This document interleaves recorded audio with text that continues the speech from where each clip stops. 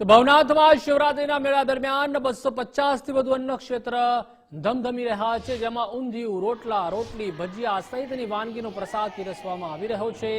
ખોડિયાર રાસ મંડળ રાજકોટ દ્વારા વર્ષોથી પરિક્રમા અને શિવરાત્રીના મેળા દરમિયાન અન્ન ક્ષેત્ર ચલાવવામાં આવે છે। અન્ન ક્ષેત્રમાં મહિલાઓની ટીમ ચૂલામાં ગરમાગરમ રોટલી, રોટલા, ઊંધિયું, બાસુંદી, મોહનથાળ સહિતનું ભાણું બનાવી હજારો લોકોને ભોજન કરાવે છે।